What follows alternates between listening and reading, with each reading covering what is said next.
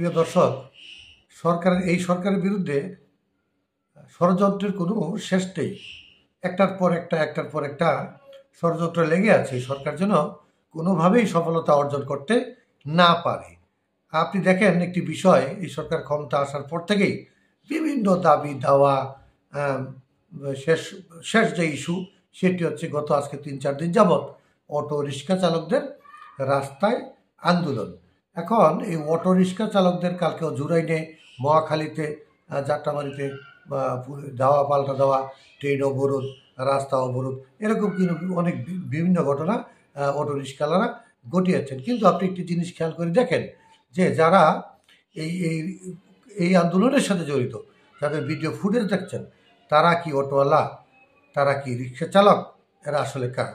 আমি আগেও একটি ভিডিওতে বলেছিলাম যে এদেরকে চিহ্নিত করুন, এরা কারা। এখন আওয়ামী লীগ সরকার যখন ক্ষমতায় ছিল তখন রিক্সা চালক লীগ, নৌকা লীগ, মাঝি লীগ, এমন কোনো লীগ বাকি ছিল না যে লীগ নাই। এখন এরা কোন লীগের সদস্য সেটিও খুঁজে দেখা দরকার। যে এরা আন্দোলন করতেছে, হাইকোর্ট নির্দেশন দিয়েছে ৩ দিনের মধ্যে এই অটোরিকশা, ব্যাটারি রিক্সা রাজধানীর রাজপথ থেকে উচ্ছেদ করতে হবে। এটি হাইকোর্টের একটি নির্দেশনা। সেই হিসাবে আইনশৃঙ্খলা বাহিনী রাস্তায় নেমেছে, কাজ করতেছে। কিন্তু তাদের উপর ইট পাটকেল নিক্ষেপ, তাদের প্রতি আক্রমণ করা, রাস্তা অবরোধ করা, সড়ক অবরোধ করা, এটি তো অটো ব্যাটারিওয়ালাদের কাজ না। তাহলে এরা কারা? এরা আসলে ওই মোটর চালক লীগ আর ওই রিক্সা চালক লীগ, ওই মাঝি লীগ আর মুচি লীগ, ওইসব লীগের সদস্য। আসলে এই বিষয়গুলো খুঁজে দেখা দরকার। প্রিয় দর্শক, আরেকটি বিষয় ইতিমধ্যে বেশ ভাইরাল হয়েছে। মুগ্ধ মারা যায়নি, মুগ্ধ সুইজারল্যান্ডে আছেন।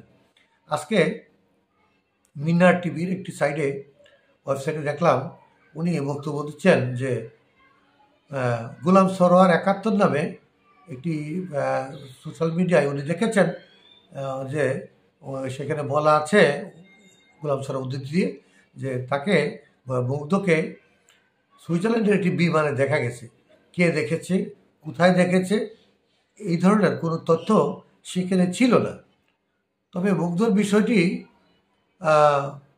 যদিও বেশ ভাইরাল আছে, যে মুগ্ধর বিষয়টি, মুগ্ধ আসলে মারা যায় কি আছে এখনো। মুগ্ধর বাবা এই বিষয়ে তখন বলেছিলেন যে মিডিয়ায় আমি চাই না আমি যে এই নিয়ে কোনো কথা হোক, কিংবা এটা নিয়ে সমালোচনা হোক। সেই হিসাবে একটি সন্দেহ থেকে যায়। আমার মনে হয় যে বিষয়টিও আপনার সন্দেহ দূর করার জন্য আইনশৃঙ্খলা বাহিনী তদন্ত করে দেখা দরকার আসলে বিষয়টি কি। আরও কিছু বিষয় আছে, যে ষড়যন্ত্রের যে কথাটুকু বলেছিলাম, ষড়যন্ত্র কিন্তু একদিকে থেমে নেই। যখন বৈষম্য বিরোধী ছাত্র আন্দোলনের পরপরই ৫ই আগস্টের পর থেকে বেশ কিছু মামলার ঘটনা ঘটে, শেখ হাসিনা সহ বিগত সরকারের মন্ত্রী আমলাদের বিরুদ্ধে বেশ কিছু হত্যা মামলা, এই ধরনের মামলার ঘটনা ঘটে। সবই যে সত্যি ছিল তা কিন্তু না, আমরা কিন্তু সেটি বলি না। কারণ এখানে ওই চক্রটিও সুযোগ নিয়েছে যে এই মামলাগুলোকে, সত্যি মামলাগুলোকে মিথ্যা মামলা প্রমাণ করার জন্য কিছু কিছু লোক, এই যে বললাম তাদের চিহ্নিত করতে হবে, কিছু লোক তখন তাদেরকে মামলা দেয়। হ্যাঁ, জীবিত স্বামীকে মৃত দেখিয়ে, মৃত ভাইকে জীবিত ভাইকে মৃত দেখিয়ে, এরকম কিছু মামলার ঘটনা ঘটেছে। এরা কারা? এরা সেই চক্রের সদস্য। এখন ওই মামলা, এই মিথ্যা মামলাগুলো দিয়ে এই সত্যি মামলাগুলো আসলে আড়াল করতে চায়। হ্যাঁ, যারা ৫ আগস্টে গুলি খেয়েছে, ৫ আগস্টে ২,০০০-এর বেশি লোক আহত হয়েছে, ছাত্র জনতা, এবং নিহত আছে অনেক সাংবাদিক, পুলিশের উপর আক্রমণ করা হলো, অনেক সাংবাদিক, ছাত্র জনতার উপরে গুলি করা হলো, ২,০০০ উপরে মারাই গেছেন। তো তারা কি সবাই মামলা করেছে? সবাই মামলা তো করেনি।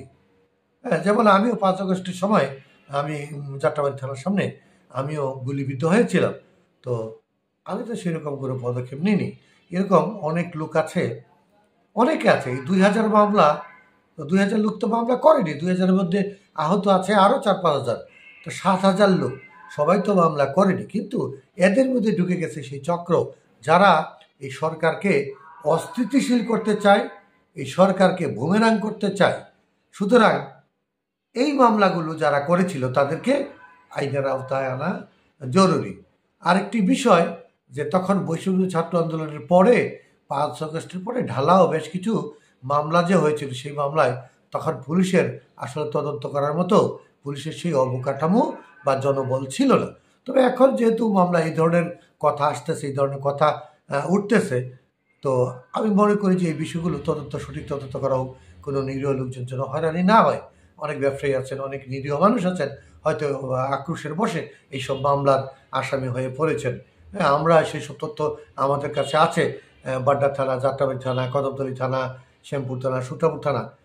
এইসব সত্যিকারের মামলার ভিতরে কিছু নিরীহ লোকজন ঢুকে গেছে, ব্যক্তি আক্রোশটা বজায় রাখার জন্য কিছু লোক চক্রান্ত করে তাদের নাম দিয়েছেন।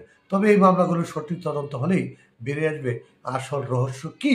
তবে মূলত এই সরকার যাদেরকে গুলি করে মেরেছে, এই বিগত সরকার, শেখ হাসিনা সরকার গুলি করেছে, গুলি করে মেরেছে, সেগুলো তো সত্য। আর অতগুলো মামলা তো হয়নি। সুতরাং শাক দিয়ে মাছ ঢাকার এখানে কোনো সুযোগ নেই। তো ভালো থাকবেন। আজকে এ পর্যন্তই।